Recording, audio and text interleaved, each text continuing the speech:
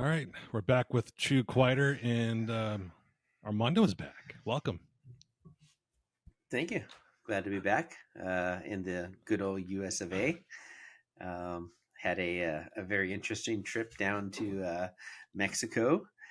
Um, Fun resort. It's always perfect down there. Go down to Rocky Point to Las Palomas. There's just a big resort area on Sandy Beach. And you just kind of rent a condo, and there's a pool, there's a beach, there's all kinds of other shit to do there, and you don't really have to leave for much. Just bring all your food and stuff. You have a full kitchen. And that's kind of what you do for the week.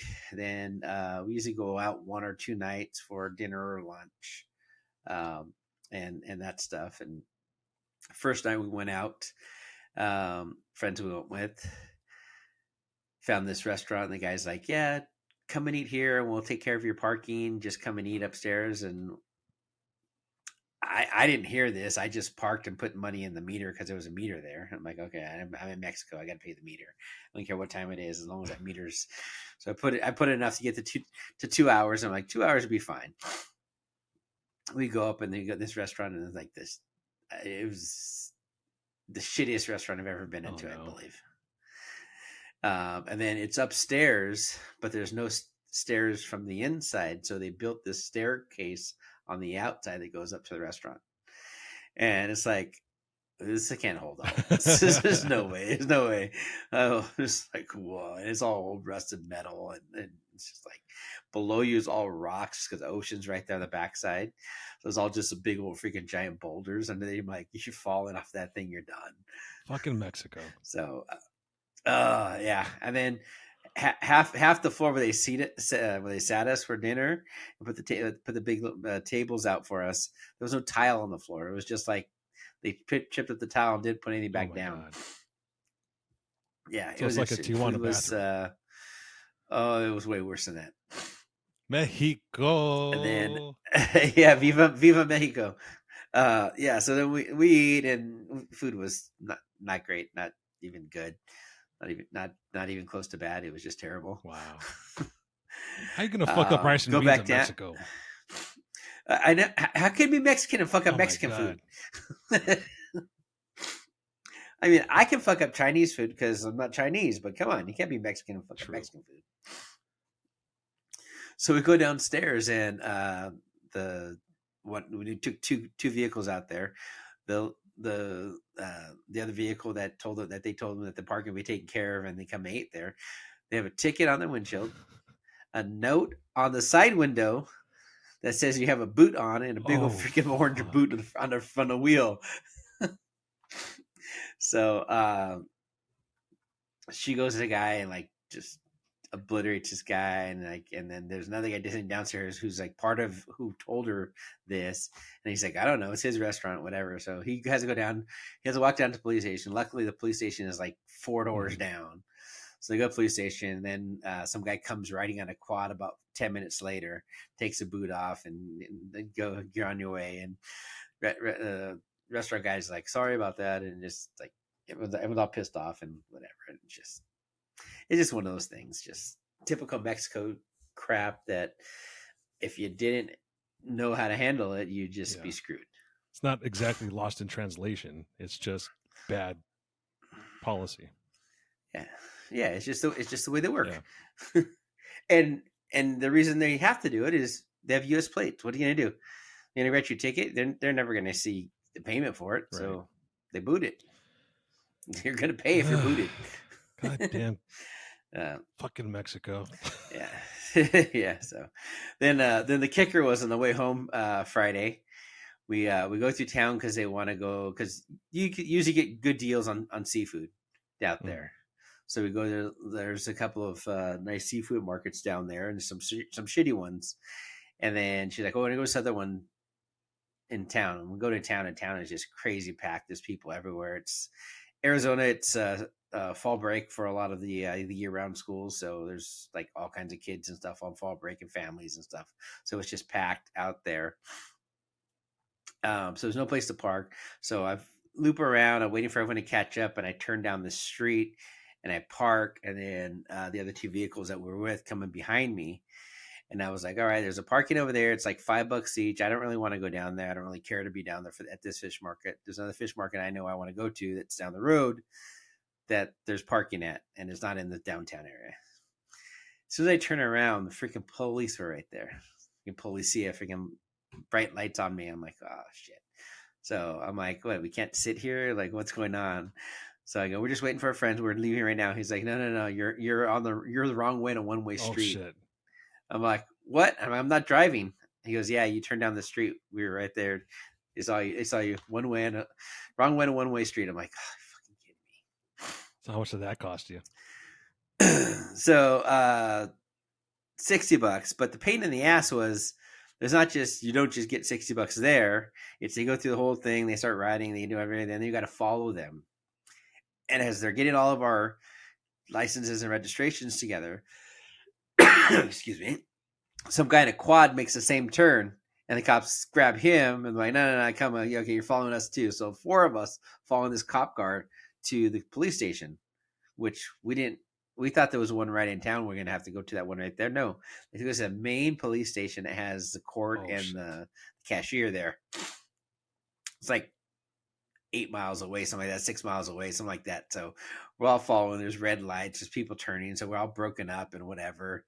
So we finally get there, and everyone finally shows up to go in, and we got to go to the cashier. They're writing tickets. I'm like, okay, how much is it gonna be? I'm like sitting there going, fuck, it's gonna be like super ridiculous. And it's like $60. I'm like $60 each. So they $240 for the 4 vehicles they just pulled in.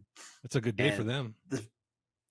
And the shittiest part of it is that he says, oh, on the sign it says one way. And all of us go to the sign going, where do you see this one way at? And it's on the back side of the stop sign. It says one way. And a little sign about this big. It says one way, but it's on the opposite side of the stop sign. So there's no way you can see it. So I'm asking the cop, like, where's the sign? Where's the sign? He's it's back there. And I go, come and look. He don't know it's back there. And he wouldn't listen to nothing. I'm like, motherfucker. So yeah, so it was $60 each to get a ticket for nothing for turning down a street the wrong way. So just furthers my my lack of love for Malecon and Rocky Point. I'm telling you, those brown people can't be trusted. Nope, never trust a brown person. Well, that sucks, man. But the rest of the week was great. Well, tell me what. First of all, when I heard you had a tea time, I had no idea that you golfed. Is this the first time, or is this something that you just kept from? No, I've golfed for probably 30 years. Really? Yeah. We used to do after work. A buddy of mine got me into it, and we would just go hit a 9-hole in Gardena. It was not too far from or was it Gardena or Hawthorne? One of the two. It was Torrance. Same thing, right there in the South Bay, somewhere in the South Bay. But it was like 8 minutes from work. We'd leave work at 5 o'clock. We'd sit there at the time clock, punch out, jump in the car, head over to the 7-Eleven, get a 12-pack of Natty Light, throw them in the bag, each bag, and then go play until it got too dark for us to play. And it was if you got on after 5 p.m., it was like $5 to play, however long you could play. So it was cheap, and we did it once a week. What's your handicap? Golfing is my handicap. Swinging a club, water, anything water. You put me in a hole, there's water around it, I will 100% be in the water. So Travis and I were talking about this, and he's got a bachelor party coming up, and he's planning on it to be a golf outing and maybe some other stuff going on. So once he found out, he's like, okay, he's got to come to this bachelor party now. So yeah, no, Travis bachelor party 100% going to be there. I'm not bringing clubs. I'll have to rent. Why are your clubs are your woods actually wood, or are they that old? I wish. I would love that. No, actually, I had a really nice set of clubs for the longest time, and then when I didn't play for a while, I got rid of them. And then buddy of mine, one of the buddies that we went to Mexico with, he's like, "Hey, you want to golf?" I'm like, I hadn't golfed in I don't know 5, 6 years, 10 years maybe. And I was like, sure. So I called the course. I'm like, oh, we don't have any sets that day to rent. So I'm like, all right, I'm about to just try to find something. So I just looked on Craigslist or Marketplace or wherever the hell I looked, and found a set of clubs for like $40. That's cheap. I was like, this is gonna be good enough. I don't know if I want to play or not anymore. I'm just gonna go try it out. I wasn't You spending spent any more money. on golf balls So we probably played than one. you did the clubs. Yes, 100%, because there's water there. When I played the first day, it was terrible. Um, Pro tip: never buy golf clubs in Arizona that are stored outside. Oh my god! Don't tell me the grips were rotted. The grips were rock hard. I just look at the clubs and I'm like, okay, they're all there. All right, okay, good. Here's $40. Then I started playing with them. Then I realized, like, oh wait, there's no feel to this grip. One of them, I think I swung. Might have been a 6-iron. I swung it and the tape came off and the club went flying and I had the grip in my hand. I'm like, okay, enough of these. So I went and bought another set. I bought a decent set, but I didn't buy anything really fancy or anything. I just bought some Callaway knockoffs, and those have been fine for quite some time. But just traveling with golf clubs sucks. How's the weather over there? Beautiful. 80s, mid 80s during the day, mid 60s at night. It's comfortable. I mean, enough where you could. I mean, it was just shirt, swim trunks, and shirt or no shirt the whole week. Although the golf course there was, you had to wear a shirt there. We get there. Well, then you get there and they're like, oh, no t-shirts and no jeans. I'm like, so it's a legit course. Have you seen your grass? Have you seen your freaking grass? I'm like, you guys only watered down the freaking greens. I'm like, everything else looks like hell. What do you care if I wear freaking a t-shirt? So I brought a collared shirt. I just didn't wear it. I didn't think that I was going to need it there. So I was like, I grabbed the golf cart. I went back to the resort, grabbed my collared shirt, and came back and played. I'm like, so tough. Well, the weather here has changed. We actually had 80s, and then it just suddenly, it seems like overnight we had 60-degree days and low 40-degree nights. Actually, Saturday night dropped to about 32. So I'm not happy. Jeez. I didn't want to go right into frost. I wanted that gradual. yeah. Some fall. Give me some fall. So I think the first sign that I saw that was happening was when I tried to mow my lawn, and it was just, there was nothing being cut. It's dormant. It stopped growing. Yeah. It's just not growing right now because it's too cold. Ground overnight temperature is too cold. So, I mean, that's good and all that. I don't have to worry about cutting my grass for, 4 months, but I'm also not happy about just the cold being back. Yeah, I don't have that problem yet. Yeah, you're lucky. It's what is it? It's one reason why I moved out of Colorado. I was sick and tired of the cold and the snow.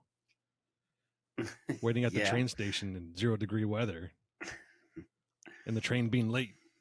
Just my luck. And the train just not outside there. on the little platform for 25 minutes,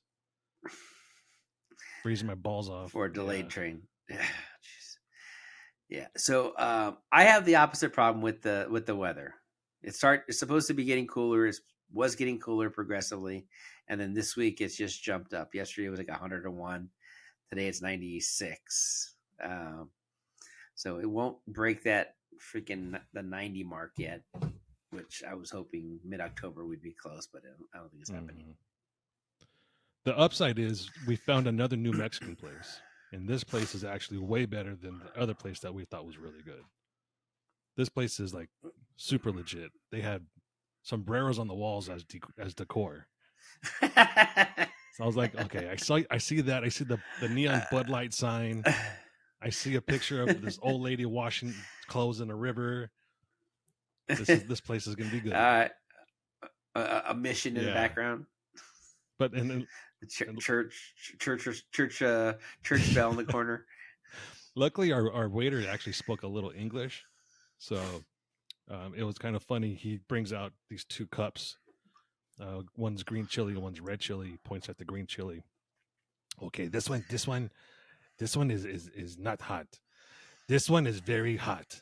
I'm like, he probably says that just because we're in, in the country. Yeah, because where you're at. And, he's trying to warn the white folks that, hey, be careful. This is a little spicy. So I'm like, I'm going to dig into this hot stuff because it's probably not that hot. He was right. It was hot, but it had It was all just habanero. I don't know what was in it, but it had a lot of flavor. So I just kept eating it because I don't mind if it's hot and has flavor. If it's hot for no goddamn reason, there's just no point, Yeah. So, I actually ordered an extra 2 tacos.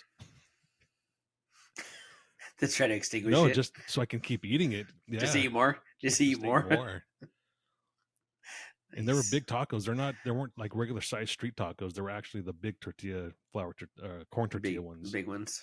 So a lot of meat in it. They had a chorizo queso dip, which was phenomenal. Yeah. Nice. So that warmed me up a little bit. My nose was running like crazy. Felt like summer. Speaking of hot, so you don't really watch F1 racing at all, do you? No. Okay, so this past weekend they had a race in Qatar. The ambient temperature there was in the upper 80s. The track surface temperature was about 103 degrees. They had 74% humidity. So if you combine that with what the cars are they're getting super hot in the cockpit. I mean, it's got to be upwards of 140 degrees probably, especially in a fire suit and with the helmet. So point is, at lap 15, one Esteban Ocon, it was reported that he threw up from the heat in his helmet. The American driver Logan Sargent actually had to quit the race after 44 laps because he was already going through.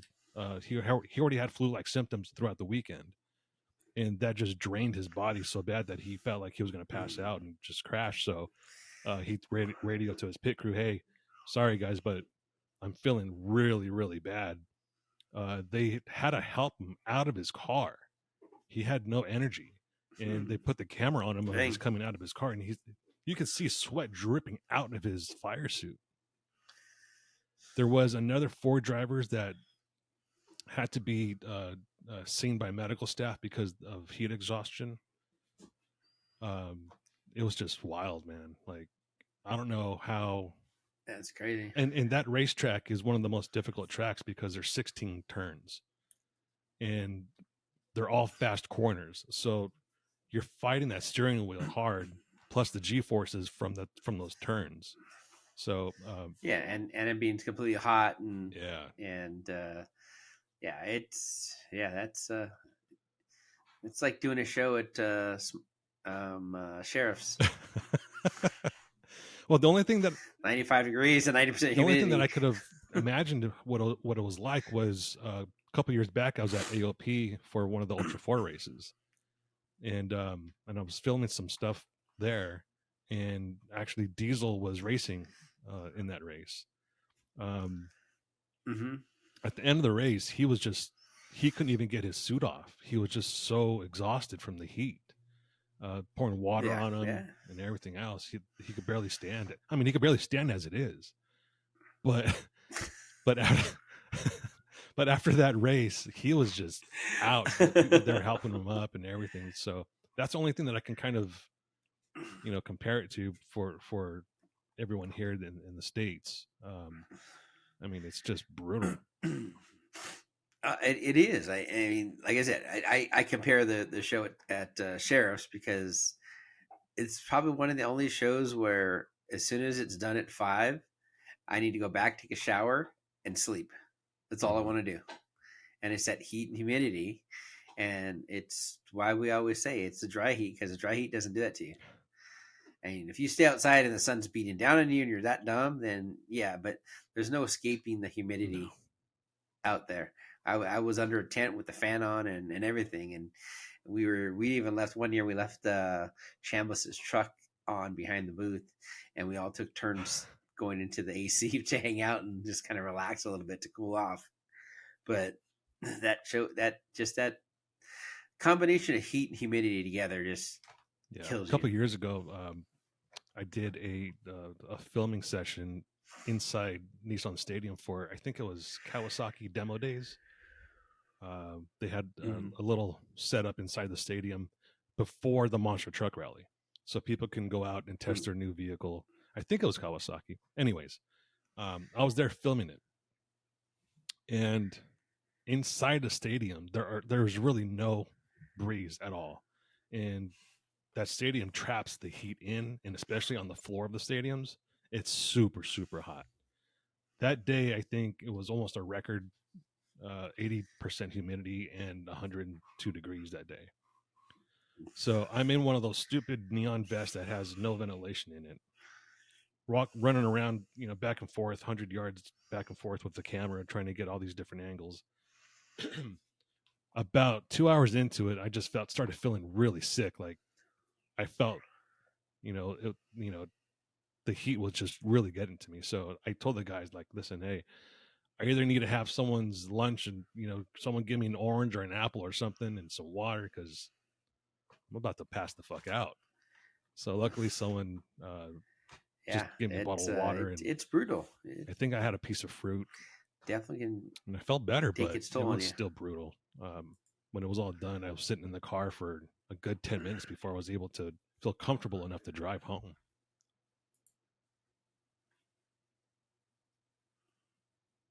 You keep freezing. Yeah, you are too.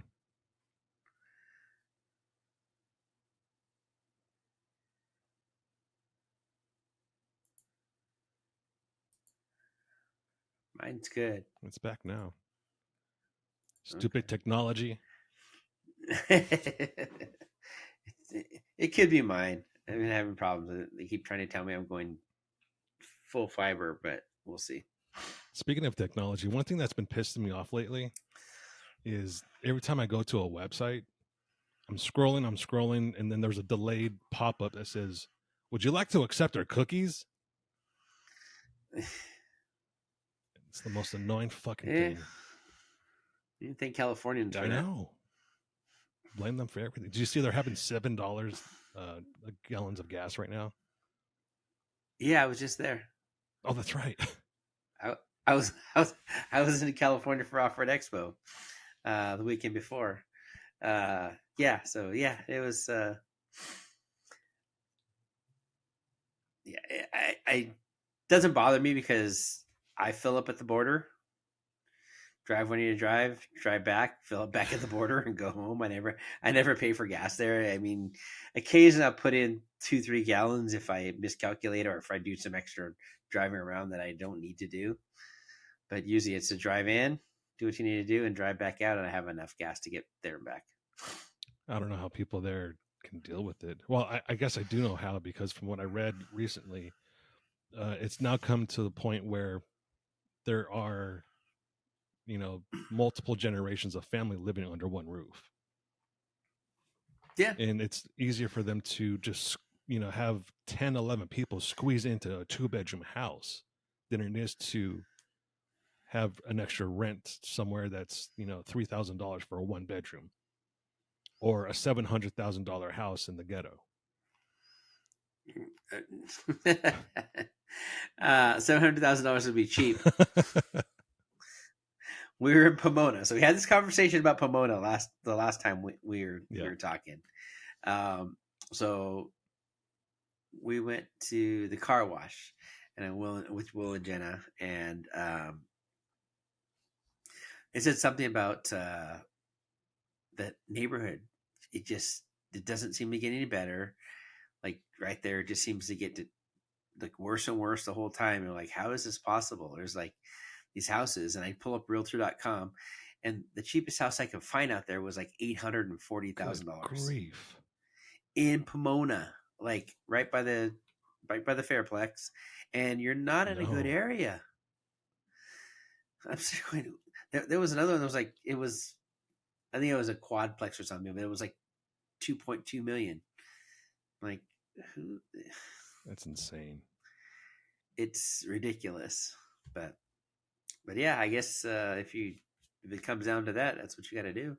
Yeah, this article also said Everyone this lives article there. also said that the ratio of homes with garages is dwindling now because people are turning their garages into Converted a into living a area, room or something. and they're doing it Yeah. without any sort of permits or anything. So a lot of these garages don't have air conditioning or proper air conditioning, or heating, Yeah. even for that matter,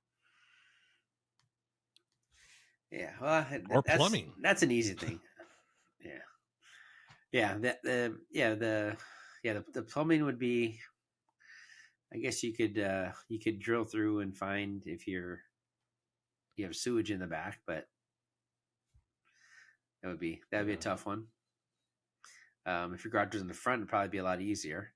You can tap into the sewage in the front if that's how the sewage ran.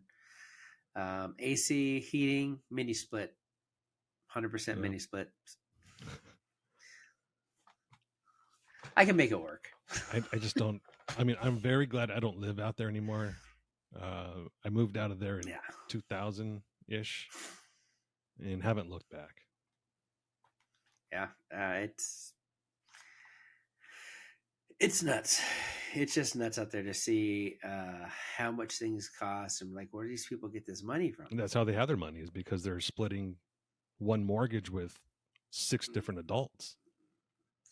Yeah, yes, and all of them have to work. Yeah, you have to work. You have to work full time and a decent paying job at that. It's not something that I would be comfortable with, but it's not. Yeah. It's not me that's having to do it. It's actually kind of a shame that the amount of 30 and 40-year-olds still living with their parents. Yeah. What did I just read? In the 70s, average new homeowner was like young 20s, 24, something like that. In the 90s, I believe it was 32. And now they're saying it's like 30, 36 is like your average first time homeowner. So it's just becoming more and more where people are not able to do it. And is that 36-year-old living at home until 36 now and trying to save money so they can buy someplace of their own? Or has that person been renting with roommates and stuff cheap for the last so many years? I don't know. It's a kind of crazy statistic on how things are changing. Well, I'm 46, and this is my first home that I just bought in March. But I also didn't get married until I was 37. I didn't want to buy a house until I was married because I didn't know what the situation was going to be.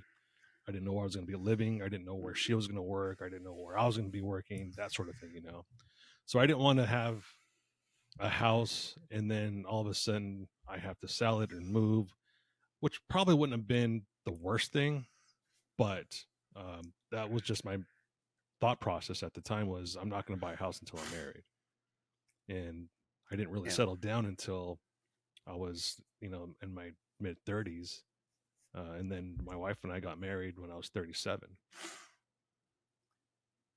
So it put me back a little bit, but I'm here now, and it is what it is. No, I mean that's fine. It has nothing to. It's just the average. It's just you expect that on the average you have more people that would be younger, getting out of college, buying a house, starting a career, or and maybe a condo, maybe whatever you're buying. But it's a first time buyer is where you're going after, and it's just geez. Excuse me, that housing is becoming so far out of reach and becoming more of a planning event than it ever especially with the was. interest rates right now, almost 8%. Yeah, that's ridiculous. I can't imagine paying 8%. I think my first house was seven and a Wow. quarter, and that was a good rate because we bought it down. But yeah, it was. I think because ours is like under 3 right now. I'm trying to think of our second house we bought. We put a lot more down on it. I think that one was probably about 6%, 5%. They started tracking down a little bit. Yeah, we did pretty good on ours. But it's just it was still a little high for what I wanted, but I mean, we got it. And that's the only thing that matters. it's probably lower than it'll ever go again. I think so. You're probably right. Yeah. That's where mine's at. Lower than it'll ever go again. So just stays where it's at. So tell me about not Trail Hero. That was just this week. Off-Road Expo. How'd that go? Good. It was a different. It's a different trip now for me going to shows. I don't have a booth to manage. I don't have to be at the booth at a certain hour. I don't have to worry about who's in the booth. I don't have to worry about customers walking in and tell me how shitty my products are because they can't put them in right. I don't hear anything. Well, how come you don't do this? How come I get none of that? I walked around and did what I wanted to do. Met with some clients. Met with some prospective clients. Talked to some people that didn't even expect to even want to discuss being clients, and just hung out. Got to my truck's in the rock crawler booth, and Will and Jenna were running the Savvy booth in there. JP and Justin, and they just hired Robert King. Those three were working the rock crawler side of the booth, and I just kind of floated. I got to do what I wanted to do, and when I didn't want to be there, I wasn't there. It's beautiful. So you got to leave early if you wanted to. I stayed with them the whole day, but I could have went back to the hotel and taken a nap if I wanted to. No one would have cared. No one would say anything. I would have just been gone and napped and be done. I didn't though, but I could have. No, it was good though. It was definitely a different show than it's ever been in the past. The big Building 4 has always been the probably the heavy hitter building, where it's always been full. It's always been the building where everyone is trying to get into and fill that up. And it was about 3/4 full. Yeah, the whole back end of it all just cut off with those partitions. Yeah, it was a little weird. And then my buddy Jaime from Tremor Wheels was out there, and they signed up like a week before the event. He's like, "Oh, we're just gonna go," and they got a 10x20, and they're the way back, and they put a partition behind him.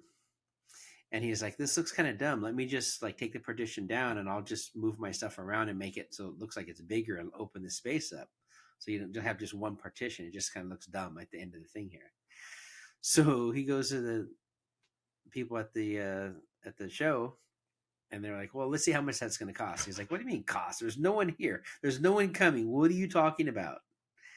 And they are just like, "No, you're not doing it."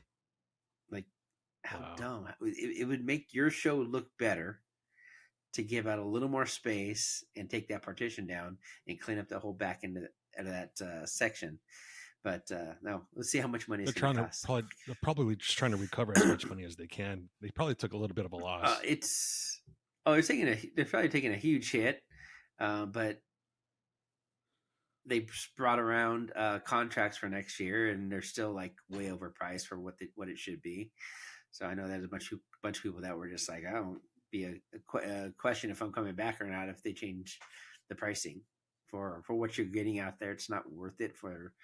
I mean, it's SEMA pricing for that show, and on good years, it's worth it. But there hasn't been a good year out there for a few Since years before ever since COVID, yeah. COVID. Yeah, yeah. So is it worth it to go? Ryan from Nitto said he got his bill for electricity for them to plug them in from the box that's behind where the booth is at. He's like, they may have run about 20 feet of freaking cable across. They have a plug that goes into their big trailer, truck and trailer. So they have power there, and to have power for the weekend was $2,800. Wow. Yeah. he's like, dude, it was all of like 5 minutes for them to hook us up. And then whatever power I'm using, he's like, we're not using much power. We have battery and everything else on a lot of stuff. So I don't get what we're paying for. It's not nighttime, so there's no lights running. So there's a couple TVs that run in the fridge. Yeah. But they're going to price themselves out of business. Yeah. Well, what that means is there's opportunity for new shows and allowing people to see that, these are the mistakes that these people are making. Don't make these mistakes. Once these people move out of that show because it's too high, price your show this much because it's that much cheaper. Yeah. And I think that's probably a big reason why Trail Hero is getting so much bigger, is that a lot more companies, like BFG wasn't at Off-Road Expo, but they were at Trail Hero, a very large presence at Trail Hero. So it's just, if a company like BFG's looking at the numbers and making the changes, then there's a sign of something there that's a little change coming. A little more than a little. Probably a lot more. I'm gonna be nice. I'm gonna be nice here. A lot has to change, so we'll see where that goes in the next year or two with Expo and all that. But oh no, it was a fun weekend. Got to see some good friends, hang out with the crew. Gerald came out. You got to have dinner and hung out with Gerald for a bit. Everyone else was out there, kind of walked around and see everyone. So yeah, it was definitely missing. I think there was no Curry there, no BFG. STHQ wasn't there, which is really weird because they take up like a whole section of that area. And even inside, no Artec was there, but that's their decision to not go there. And a few others just weren't there. There's like names at ADD, but that was the conglomeration probably didn't do that now. But also the change was a lot of the conglomerates now are backing out of individual booths. Now there's one big booth. So S-Pod, Baja Designs, and a couple of their companies just have a booth now that's just one booth for them. Yeah. Fox wasn't there, which is weird. Like in their backyard. Fox, BDS, JKS, and those sport truck brands weren't there, which is really weird because they have a giant booth out there. And that's kind of their home territory, right? Yeah, they're kind of spread out now because they used to be in San Diego was like the main, but they're all over now that they bought the BDS, JKS stuff. There's a lot more in Michigan. They have other facilities in the Southeast. So they're kind of spread out, but Scotts Valley and out in San Diego area is where their home is for Fox. So speaking of change, switching gears here a little bit, McCarthy was voted out as the House Speaker a couple of weeks ago, and now they're trying to find a new one. Biden has a lot of explaining to do, I think, because now that he released those funds to Iran is using those monies to fund Hamas, and just the other day, Israel came under attack. I don't know if you saw that. Mm-hmm. I don't pretend to know the politics with in the Gaza Strip and Israel and all that. But what I do know is if you're attacked unprovoked, then there's a problem. And for once, I really, really hope the U.S. doesn't put their nose into this mess, because we are already spread a little thin. And from what I understand, our surplus is low. Yeah. And the other thing I just read was that there was like reports of the weapons that they're using all were funneled through the Ukraine, stuff that we gave to the Ukraine for their war. So we're channeling this help that we're giving is now becoming a detriment. Yeah. So we need to stop giving money to Ukraine. We need to stop giving money to other countries, first of all, any country. It's their problem is not our problem. Until everyone here is happy and living the way they need to be, mental health, drugs, family, kids, everything, old people, veterans, like all these what we call our more need based groups are taken care of, then we shouldn't be putting money into anyone else's pocket. With all that's happening, I think now is the best time to close the border, because this might just be part one of a planned attack. More than just abroad. Just you just don't know. Just what it's the mentality of these protests. Just get so many people out there that you outnumber the police, and then once you outnumber the police, then what can they do? Same thing with the government. You outnumber how much money they can put out, and all of a sudden we know they're going to take more money from here and here to give it to this. So you're basically chopping off arms, because the military will go first for where the money's supposed to go, and they'll put it over here. And then now all of a sudden you have a half a military, because they put all the money into programs for illegals. Well, yeah, I mean, New York is spending, they said $6 billion next year. They're thinking to house illegals. Yeah. And that's money that could be going to all sorts of places. Sanctuary state, right? The homeless problem there is terrible. Rent out there and just living out there is ridiculous cost wise. I mean, that's money that could be way less taxes, way more money in people's pockets, way more that can help their people live better that are already there, and not bring in people that don't need to be there and shouldn't be there. I think now's the best time for everyone just to arm themselves. If you haven't been to the range in a while, go to the range, get familiar with your weapon again, put some batteries in your optics. I'm not trying to scare anyone, but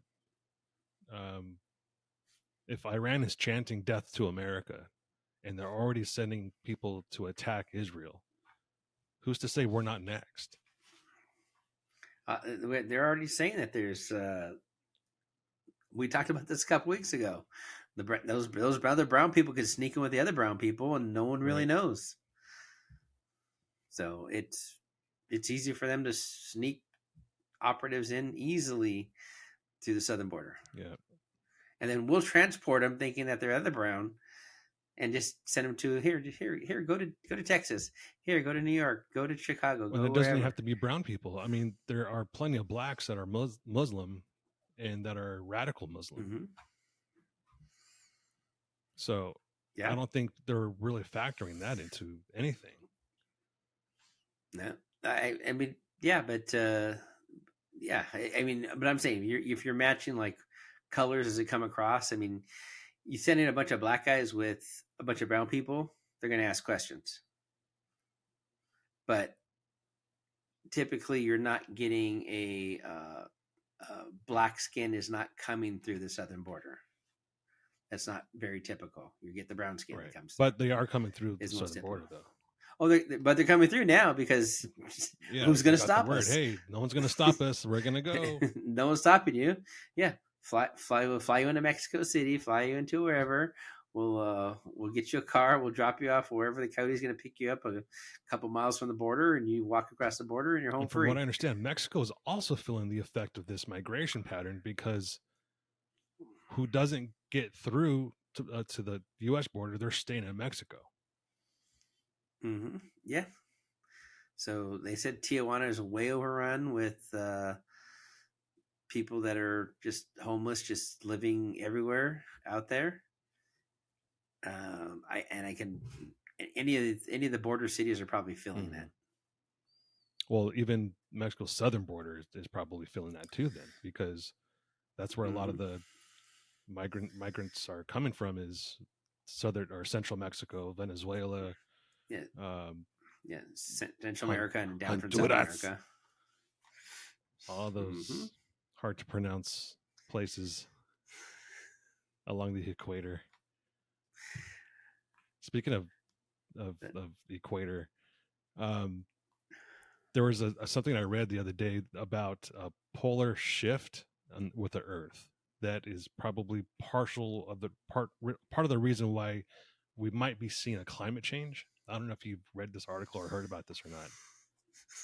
Did you? You're laughing, so I'm guessing no. They call it a polar tilt. I think it's what it was called. Is it a polar tilt or is it the polar reversal, the polarity reversal? No, they're calling it a tilt. So just a tilt. Okay. So I guess this happens on other planets, and they're theorizing that this is what's happening to Earth right now. We're just getting a little cocky. Yeah. Maybe it's just all the people moving to this hemisphere that's making it tilt. They're just twisting it. Yeah, move it back over there so it stays even. No, I was laughing because Kim brought up something we were going to Mexico, and she brought up something about the polar shift, but she's saying that like everything switches over, so Iceland becomes like it's like the top and the bottom. I'm like, wait a minute, are we upside down? Like, well, how does this work? And she's like trying to explain to me. I'm like, that makes no sense at all to me. I'm just done with this conversation. I stopped trying to be a scientist a long time ago, so I just regurgitate the shit that I hear. Well, I'm trying to like figure this out from a third party, and I'm like, is that really what that said? Did you read all that article? No, I just skimmed through the facts. Well, not only that, but a lot of these articles are also just trying to put scientific terms into layman terms. And when you try to translate something like that, it doesn't always translate. Just like in Dutch, some words don't translate into English, for just as an example. So I think there might be that situation going on too. Yeah. Yeah, a lot of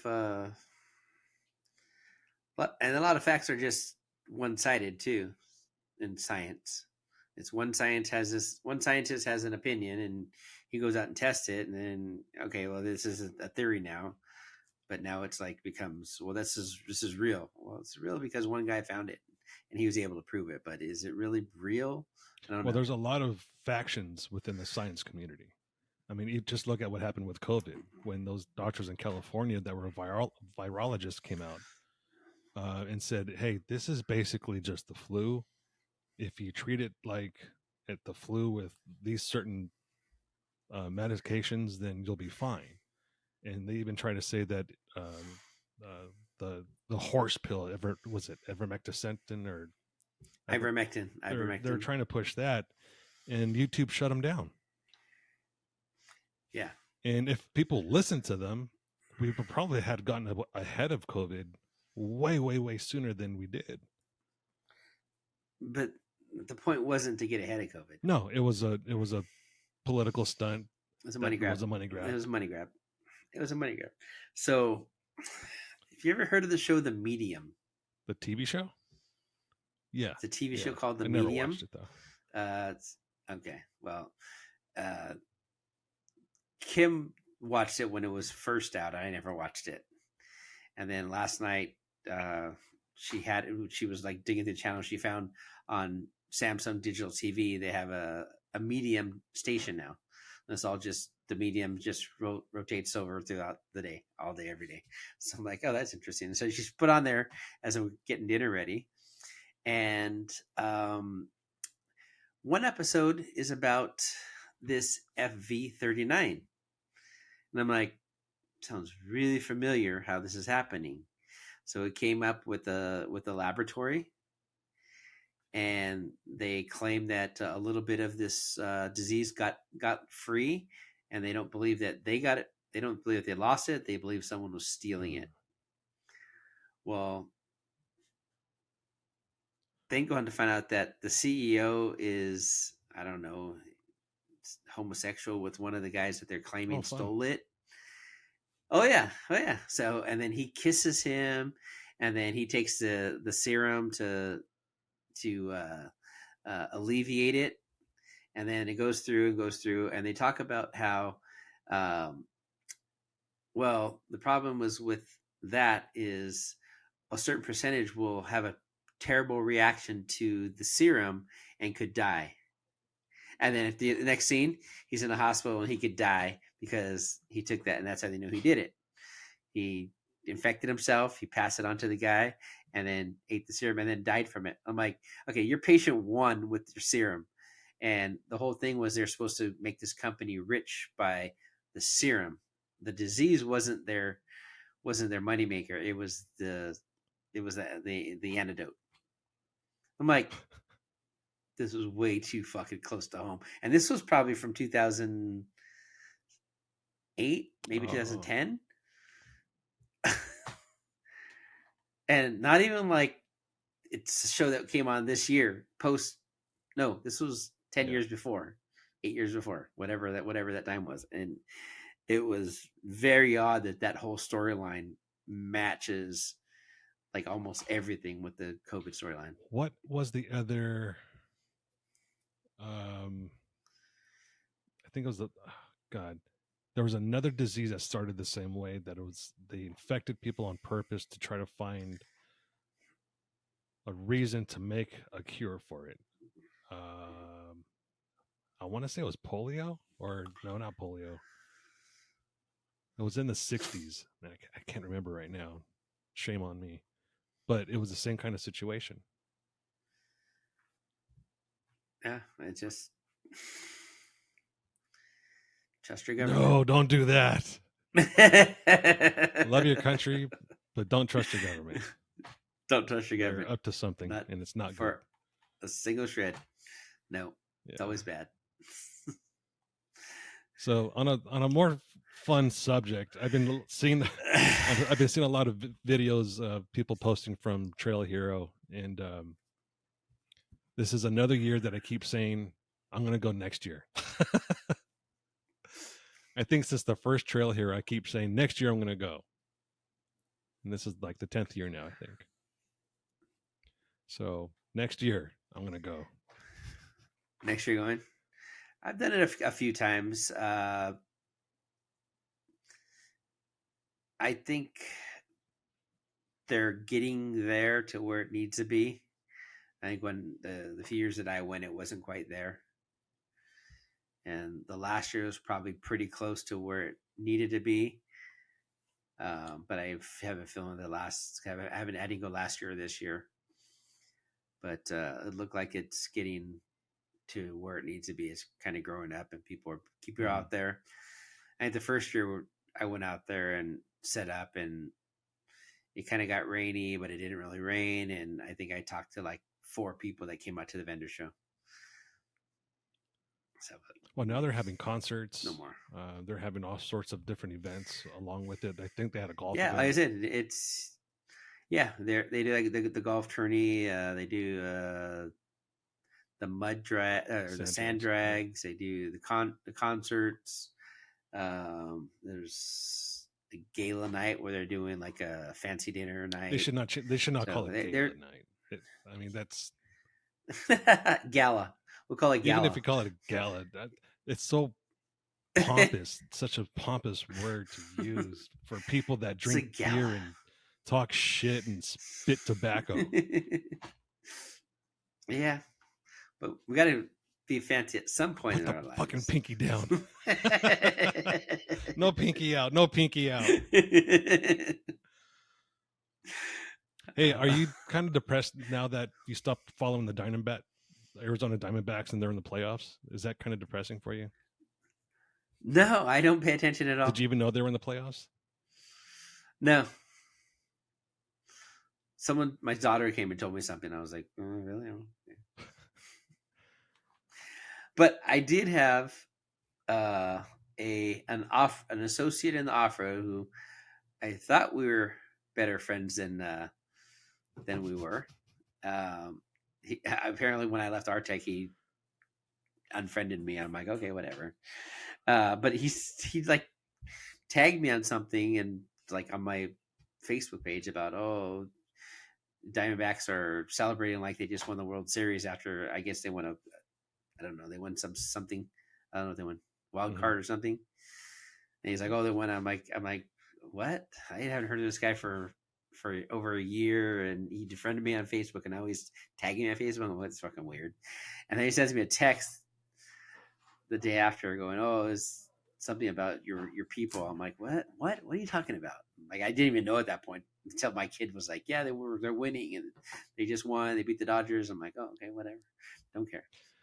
It's hard for me to follow baseball anymore just because my team sucks so bad. It's I don't have a problem with the team that sucks. I followed the D-backs for many years, and they disappointed me game after game after game. Yeah, no, we had good years, but then they sucked, and it didn't bother me that they sucked. We still went to the games, still enjoyed, still was. I mean, I have a freaking D-back freaking shelf up here still that hasn't been taken down, so it has nothing to do with what they did in the games. It was fun to be at the stadium. It was fun to have the family together and do that stuff. My youngest did the play ball, like they did. I mean, everything that they can possibly. They ran the bases, everything that you can imagine, like all the family stuff that they do. My kids got to do at the baseball stadium.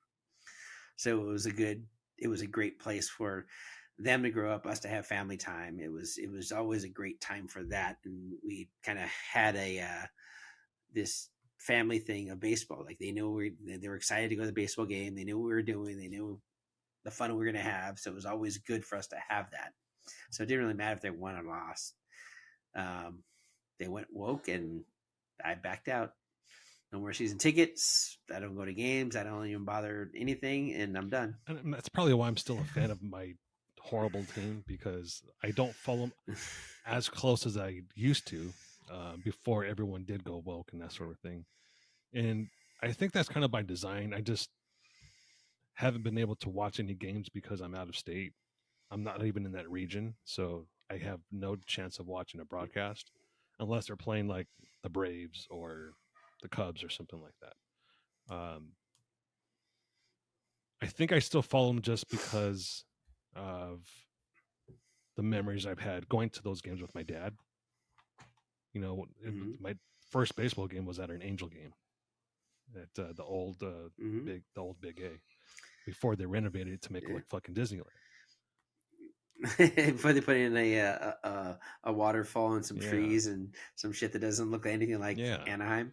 So I mean, that nostalgia I think is what's keeping me in it. I really don't see any other reason except for the two players that are good on that team, which are starting to decline. Mike Trout is always hurt and he's in the decline, and Shohei Ohtani is probably this generation's best baseball player, maybe the best baseball player ever. I mean, but he's hurt, and he's always getting hurt.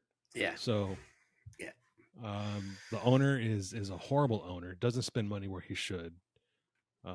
He should have sold the team when he first had it up for sale, and then he brought it back to, or took the team off the market.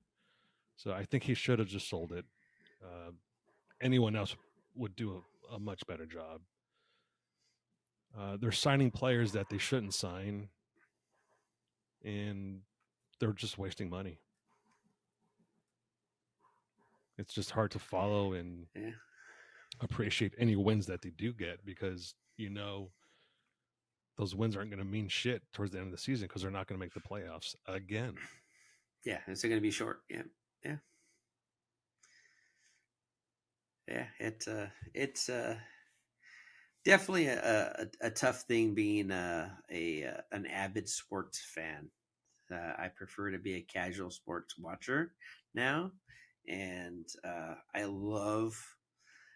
I know I've said it before. I love the high school freaking football, high school sports, not even just football, sports, baseball, football, basketball. I don't watch basketball. I hate basketball. I used to love basketball, but I don't like pros because of the bullshit. And I started watching college, and then college is becoming more like the pros now. Just kind of done with that. But watching high school, it's so fun. And even watching, so now I have the Max Preps app on my phone, and then the National High School Sports Network I'm now paying for, so I can watch live streams of games. So Friday night we got back from Mexico about 4:00, 4:30. Got back home, and 7:00 game time. I was like, okay, what games are we watching? And then NFTS had Chandler and Centennial. That was a good game, nice tight game. A couple good Phoenix area teams, and Chandler is 21 in the country, ranked number 21 in the country, and Centennial beat them. So that was a pretty huge upset there. And like just flipping back a couple other games and stuff like that, and I love that. But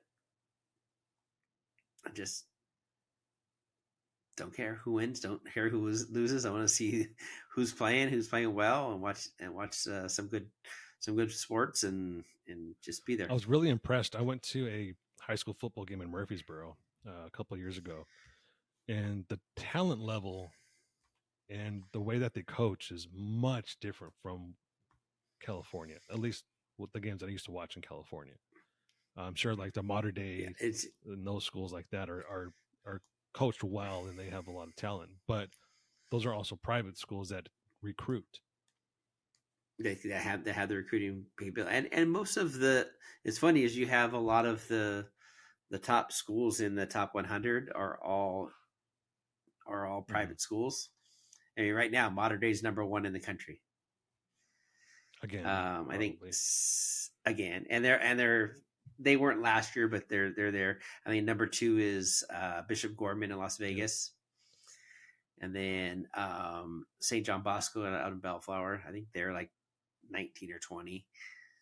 So there's all these teams that are like all over the place that are like really good, and watch like how they function, how the coaching team functions. I mean, before you'd have 2 coaches, and now they have like coaches like everywhere, like along the sideline, and then even other coaches back. I saw the kicker practicing, and there's 2 coaches back there with a kicker, and one could be a parent and one could be a coach, but there's so much support, and there's so much that goes behind it now than ever was before. It's really cool to see how that actually develops.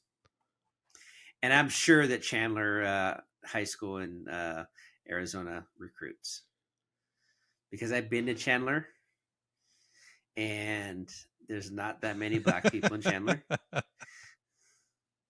And they have a whole team and coaching staff, and 90% is black. I'm like, they're fucking recruiting. Those fuckers are recruiting. There's no way. The demographics tell us it should be different. I mean, I guess you got to do what you got to do. There was that one school that there's a Netflix special on them, I think, one of those streaming channels, where I think it's called BS High School, as the show's name, and it was a high school that wasn't a high school. This coach was recruiting these kids, saying you're going to do this, you're going to do that. We'll put you, get you into a college where they have NILs, and come to find out that it wasn't even a school. It was all just a scam. Just for. But the school, I get. What was he doing? What was he doing? He just had a football program where they were like recruiting kids to play there. It was pretty much, and I don't even know how this school played other high schools if it wasn't involved in a district. Yeah, I'm gonna have to watch this show now. Because I only saw the previews. It's called BS High. Now I'm kind of interested now that I'm thinking about it. Yeah. Now that you bring it up, I'm like, let's see. I finished Ted Lasso, so I have time now for other shit. You got to watch that show, Jury Duty. Yeah, I keep forgetting about that one. That's on FX, you said? That one. Or Hulu? Paramount Plus, maybe?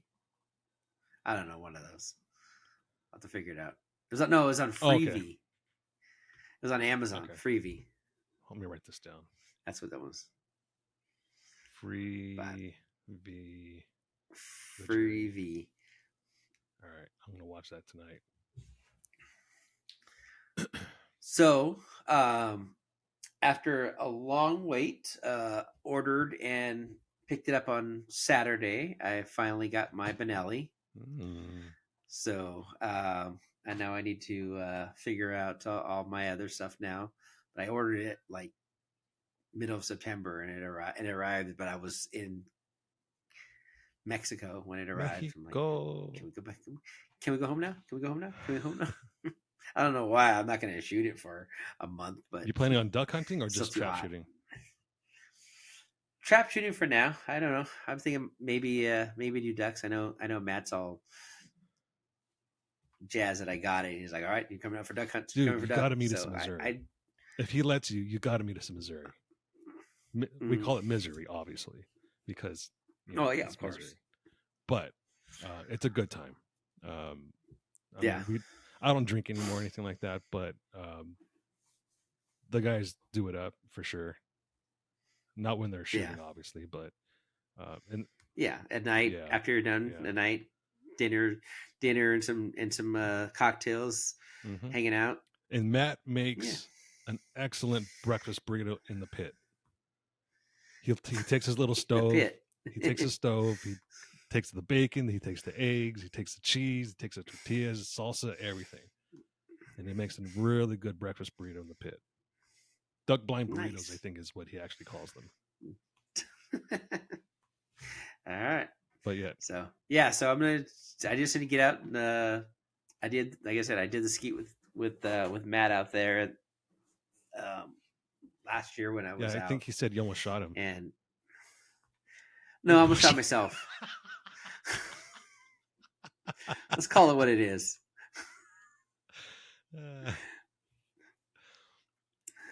It's all right. At least you learned your lesson. Well, no, I did. This is where I was holding the gun. I got a double barrel, so I was loading it and pulling it back. When I was pulling back, I was getting tired, and I wasn't holding it right and pulling it back. When I pulled it back, my finger slid back and grabbed the trigger as soon as it engaged. I was like, it was shooting straight away from anyone, but it was just like going off. I looked at them. I'm like, all right, you got to hold it back here. I'm like, holding it back here from now on. Positive grip back here, not where I was at around here, because it just slipped back and just. Yeah, what you got to do is fly into Nashville and then stay at his place or my place, and then actually, what I would suggest is staying at his place. That way, you can go to his dad's property. Doc has a huge piece of property, and you can dial in your shotgun, get the spread right. His house is huge. Doc's house is huge. And then meet me, because I'm still an hour, and I'm actually 2 hours now from Matt. You're still south. It's Are you For 2 hours? Yeah, now I am. Oh, yeah, because we have to cut. You have to cut an hour across to Nashville, an hour south. So I'd That's meet right. you guys Yeah. at the hunting lodge, and yeah, we should do it.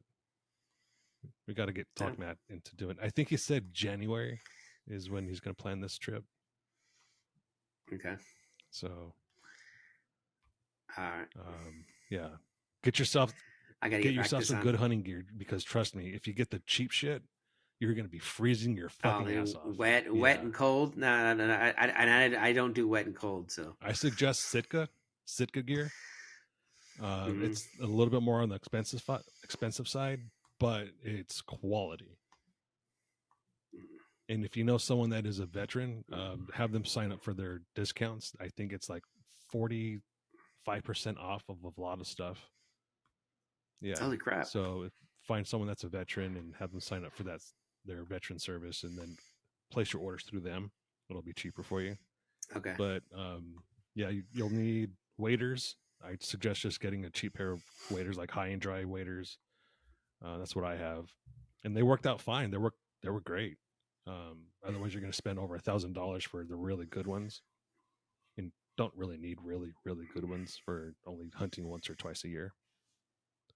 Yeah. I wouldn't go too crazy. So it's why I haven't bought saltwater fishing gear yet. I'm like, I can't justify it for once or twice a year. I actually just got some broadheads for my arrows. So, yeah. So you're shooting an arrow a little more? Well, I've been seeing a lot more deer coming across my property. And I don't want, well, you probably can use field tips, but it's not going to really do very much to the deer, or just maim them and they'll run off. And it's just, I don't want to do that to the animal. So I bought some broadheads. I've been practicing with the wind, because every time I've been practicing, there hasn't been any wind. So on Saturday, there was quite a bit of wind, about 12 mile an hour wind. And it's a different game with some wind. It'll blow your arrow, a good 6 inches to the left or right easily. So I actually did miss my target once, and it flew to the berm and snapped my arrow in half.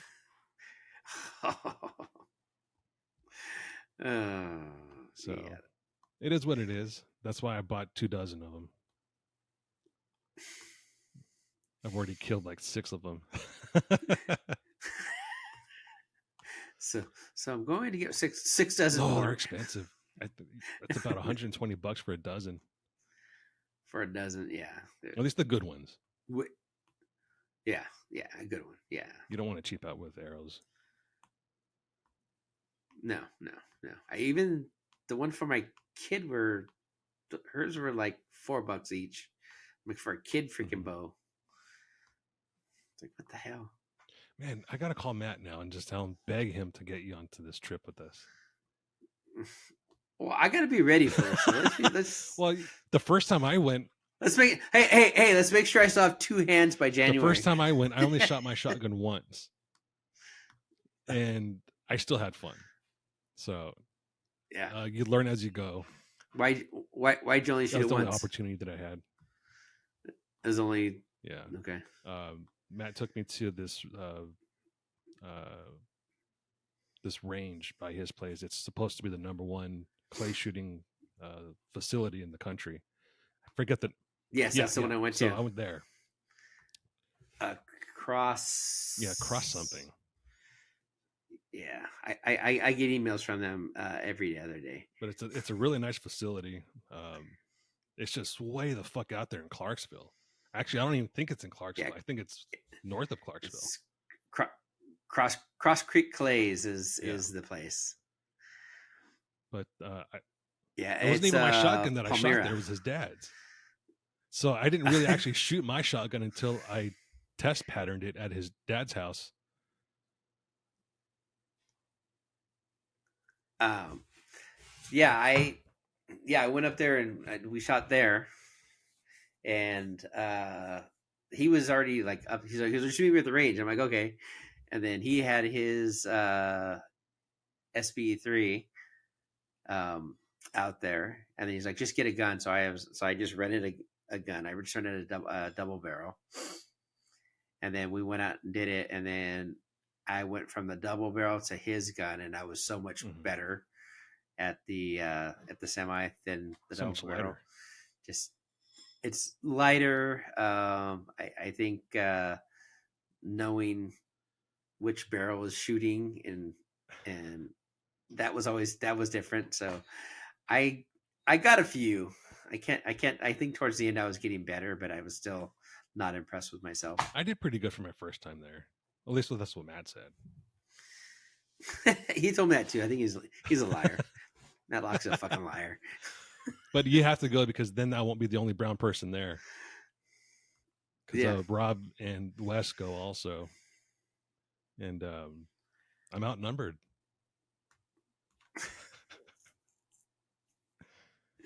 Well, I don't think I helped too much to that cause other than skin color. No, the first time I went with them, the whole time I'm thinking, all right, where are we going? I've never been to Missouri, for one thing. I've never heard of the Boot Hill until Matt said it was the Boot Hill, Missouri.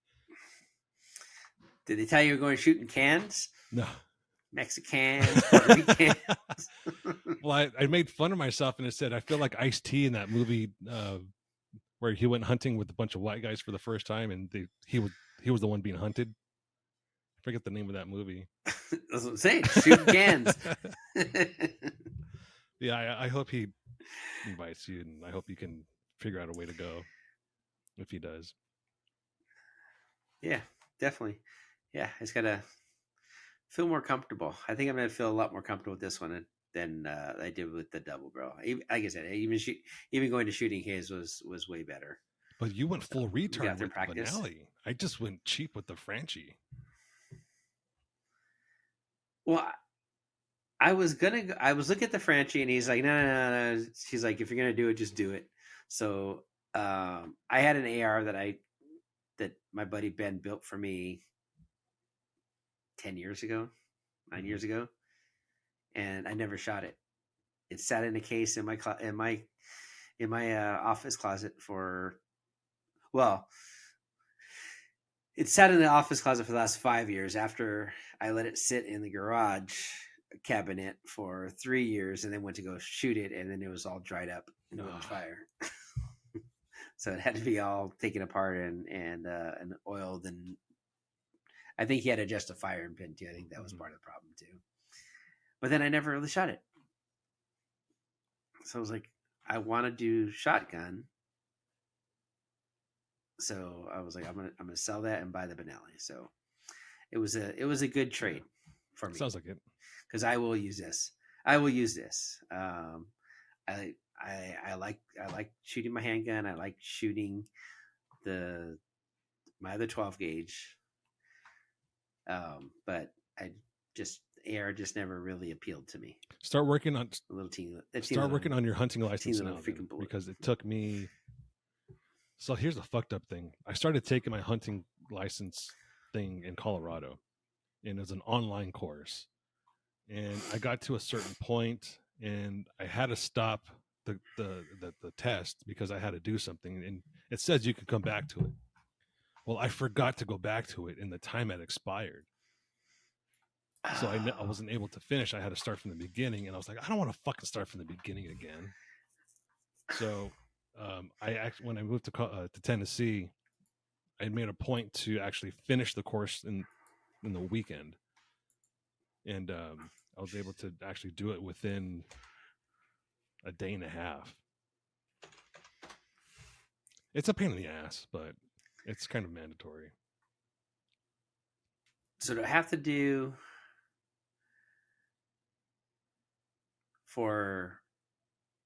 do I get a countrywide? So if you do the one, I have to do Arizona, then I have to take mine to Missouri. Well, here's what will happen. I think here's what I think happens, and this is what I think happened to mine. So it goes based off of your information, social, birth date, and all of that stuff. So when you go into a different state to get a license in that state, it automatically follows you to that state, and you don't have to retake a hunting course for that new state. You just get a license for whatever you're hunting. Well, in this case, it would be waterfowl. Okay. And yeah. a tax Okay. stamp. You have to get a duck stamp for the federals. Okay. So I think right now those are about $25. Yeah, they're cheap. I mean, it's just crazy. Well, when we went to Washington, I was like, okay, I'm gonna get a fishing license, and out of state was just ridiculous. And I paid $37 a year for fishing license in Arizona, and then the kid pays $5. Other kid had to pay full price, $37. So me and the older kid are 37, and little kid's $5 until next year. So it's cheap, but then I go to Washington and it's like $38 for a 3-day freaking permit. I'm like, well, I'm actually going at the end of this month to Arkansas to hunt speckled belly, and the total for me for Arkansas, all my permits was $165 for a 2-day hunt. 165? No, that's not bad, and that's only because I still have a qualifying duck stamp from last year. It's good to the end of this year. Oh, there. Yeah. Okay. So, otherwise, it'd be a little bit more, which is not a horrible thing because obviously, whatever money the hunters give goes into preservation and all the other shit for the federals. Like the trustworthy government. Yes, trust them with my life. Bastards. Justice will make this easy for you. Yeah. The easy button is not so hard. All right, I guess we should wrap it up. Cool. All right. Sorry, I'm just a little preoccupado. Speaking of guns, the girls are going to do basic gun training. Nice. Middle of the month or end of the month. I think all 3 of the girls are going to go do that. So they've always been like not anti-gun, but not like lovers of it. Kim's dad was a cop, and she was never really like around the gun because she just wasn't allowed to, and then she didn't really live with him.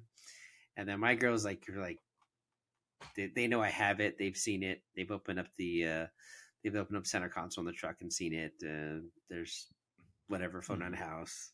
So they're used to seeing it, but they've never really handled it. And I try to get them to be involved, and they don't want to be involved. So finally this year, they're all 3 of them were like ready to go. I'm like, okay, I'll sign you guys up. So we signed up, and Kim just asked me about the email. So she has to do the sign up registration stuff for that. Yeah, I think I go in a week or 2. So for my wife's birthday, I got her a package deal with gun training. So she got her introduction to pistol, which she already knew because she had a concealed carry permit in Colorado. So we had to take a class for that. So she wanted a refresher, so she got that. She took her other concealed carry permit course in Tennessee. She took an AR introduction class, and she took a 4th one. I can't remember which one it was, but yeah, she's ready to defend herself if she ever needs to. Yep. Yeah, it's good. I'm glad they're all gonna. So I bought the new gun on Friday, and I left it sitting on the counter like overnight, and I was expecting like someone to like freak out if we're just sitting there, and everyone just walked past it, didn't even care, didn't say anything, and then Kim said something to one of the girls like, "No one's gonna say anything about this giant gun sitting across the counter," and they're all like, "Nope," they're all comfortable with it. I'm like, "Okay, I think we're ready." Nice. So all good. Well, tell the family hi, and be careful where you shoot this one this time. Well, this one's way easier. I don't have to freaking bend it back in shape. Right on. All right, people. Thanks for listening. Cool with it. Yeah. Catch you next time. See y'all later. See you soon.